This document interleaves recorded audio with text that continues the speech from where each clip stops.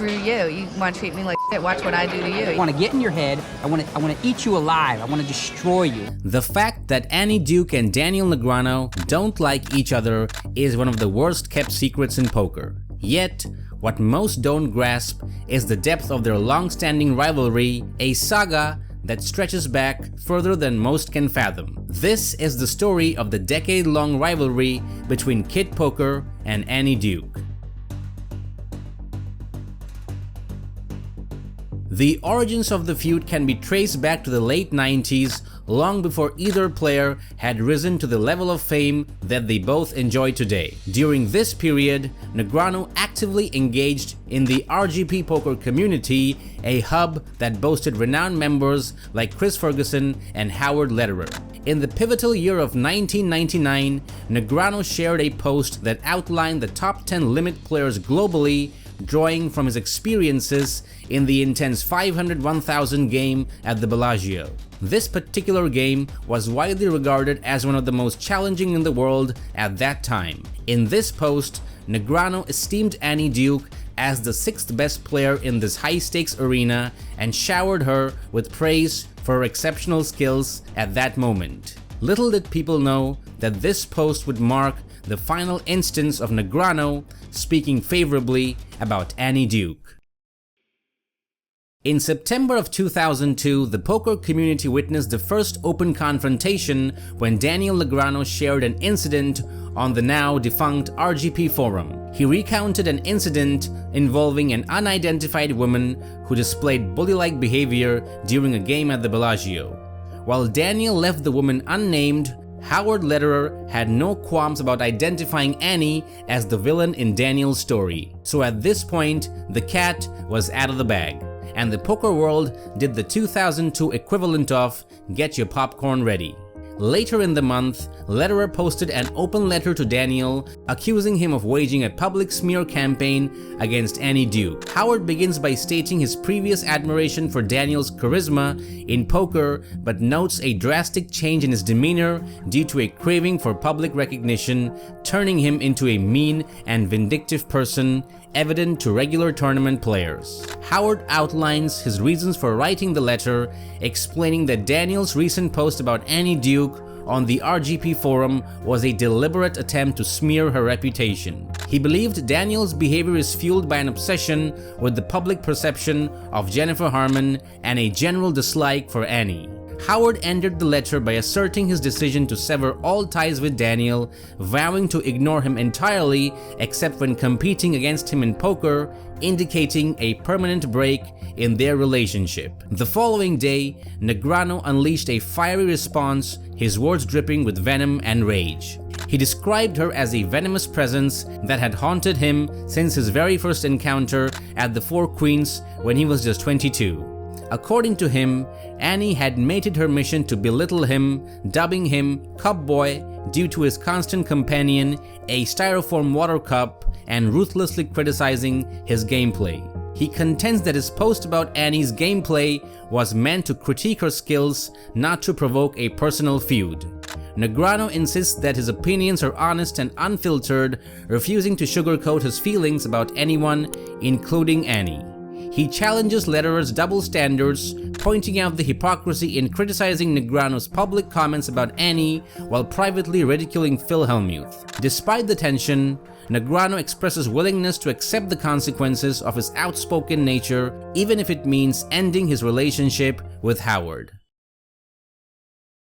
The next flare-up between the two occurred when Annie Duke had Daniel's chat revoked on PokerStars due to derogatory comments made by Daniel and another player on the platform.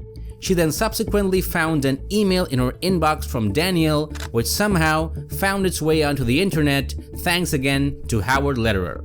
In the email, Daniel sternly tells Annie to stop complaining. He asserts his right to speak his mind and refuse to be censored. Daniel also suggests others share their negative opinions about Annie. Few hours later, Daniel Negreanu revisited the RGP forum to outline his reasons for labeling Annie Duke as a lowlife. In his post, Daniel provided 7 specific instances of Annie's angle shooting, disregard for poker etiquette, and a lack of hygiene. Number 1. In a stud 8 or better game, Annie found herself in a situation where she seemed to have the high hand and her opponent the low hand. The opponent proposed splitting the pot and Annie initially agreed. However, she later changed her mind, insisting on the split only if the opponent had a low hand. Despite others explaining that she had to honor the initial agreement, Annie refused. Number 2. In a poker game, Annie was repeatedly caught looking at her neighbor's hole cards despite being told to stop. When confronted, she denied it vehemently, even though she accurately described a card her neighbor had before it was revealed. Number 3. During a one-table satellite for the WSOP main event, Annie Duke faced Tony Ma and Dan Elspach. Tony went all in on the button, Annie folded, and Dan contemplated his move. After Dan folded, Tony revealed his 2 aces. Subsequently, Annie grabbed the folded cards, glanced at them, and nonchalantly said, "Just checking," appearing to disregard the breach of poker etiquette. Number 4. In a short-handed 300-600 game in 1999, a player sat next to Annie Duke who had a peculiar rule. She felt it was acceptable for her to view others' hole cards when she was out of the hand, but she refused to show hers to anyone. After enduring Annie observing their cards for about 30 minutes, the player politely requested her not to do so, especially considering the game was short-handed. However, when another player joined the game, making it 6-handed, Annie took the opportunity to peek at the player's cards after they had raised and she had folded, claiming it was permissible because the game was now 6-handed. Number 5. On 2 separate occasions, Annie Duke displayed inconsistent behavior regarding poker room seating rules. Initially, she demanded a seat when her name was called despite not being present, arguing against the fairness of reserving a seat in her absence. However, in a similar situation later on, she insisted on the opposite ruling, claiming she was present to put her name on the list. Despite her conflicting arguments, she managed to secure the seat both times, showcasing a tendency to advocate for rules that benefit her rather than seeking fairness. Number 6.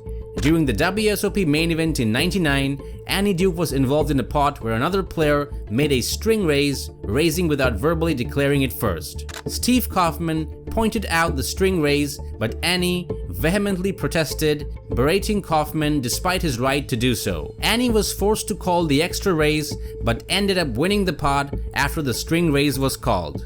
Ironically, she later joked that it might have been the best thing to happen to her in a tournament. Number 7.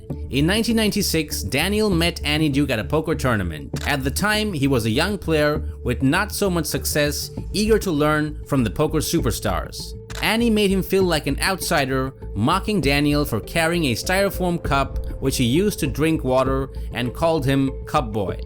Despite her ridicule, he played a hand against her and she criticized his strategy, leaving Daniel embarrassed.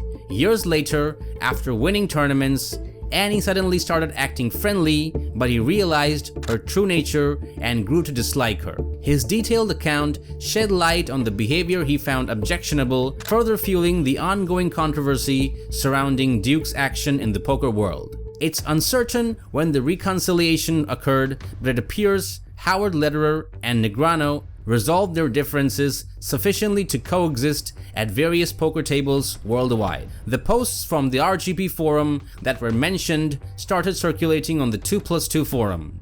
Negreanu, in a blog post, described these posts as nasty and expressed feeling embarrassed by them. In September of 2005, Annie Duke's autobiography titled "How I Raised, Folded, Bluffed, Flirted, Cursed, and Won Millions at the World Series of Poker" was released. In a small section of the book, she addresses Daniel, referring to him as her online tormentor. 5 years later, Negreanu and Duke found themselves seated right next to each other in the Tournament of Champions at the WSOP.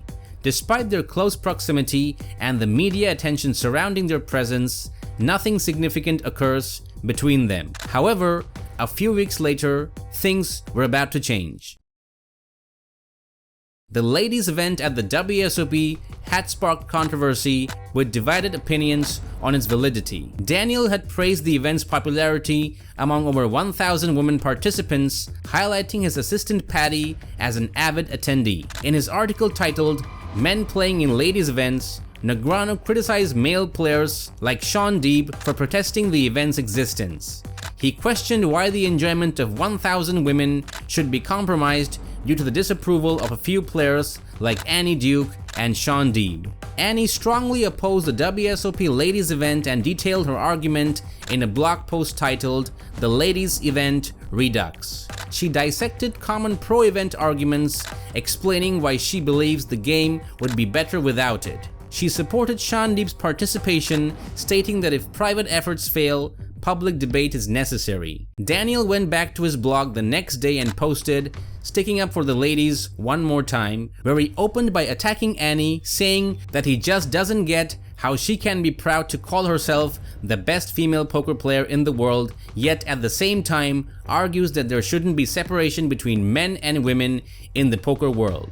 He goes on to say how the number of women that are participating in the open WSOP events has increased, but the percentage hasn't because there are more people as whole playing. In her blog post titled "Last Post on Ladies Event," Annie responded to the arguments against her stance on gender separation in poker. She reiterated her opposition to the ladies event and explained her efforts to empower women to participate in open events by teaching a women-only academy. Annie hoped that through this initiative, women would gain enough confidence to compete with anyone regardless of gender. After restating her points, she declared that she was done discussing the topic and did not write about it again. Daniel continued his criticism of Annie in another blog post titled "The Best Female Poker Player in the World, Really?" He challenged Annie's claim and accused her of avoiding the question about her title. Daniel's aggressive approach resembled a child trying to pick a fight in a playground. When Annie did not respond after a month, Negreanu was quoted in a Euro publication dropping the "See you next Tuesday" acronym as a label in addition to his little F-bomb to begin the phrase, which stirred up all kinds of controversy. The backlash from the whole fiasco saw Annie talking to her blog again, this time going after Daniel and his sponsor PokerStars. In her blog post titled "An Open Letter to PokerStars," Annie criticized both Daniel and his sponsor PokerStars for not condemning his offensive comments. She specifically pointed out a statement from a PokerStars support team member named Katya, who stated that Negreanu, as an individual, had the freedom to express his views regardless of his association with PokerStars. Annie expressed her disappointment in PokerStars for not distancing themselves from Daniel's remarks. Many people didn't believe that Negreanu would actually say these words, especially while being interviewed for a poker magazine. Daniel addressed his use of the word, basically claiming that he had made the statement off the record and it shouldn't have been included in the interview with PokerPlayer.co. The controversy surrounding Annie and Daniel's feud quickly subsided, presumably because someone intervened and urged them to stop. Although the identity of this person remains unknown, it brought an end to the situation, but not for long. During the late 2000s, Daniel Negreanu openly expressed his disdain for Ultimate Bet Poker, a site where Annie Duke was deeply involved as a member of the Team UB and as the UB cardroom consultant. Ultimate Bet's reputation suffered a severe blow when it was revealed that a super user had cheated players out of hundreds of thousands of dollars.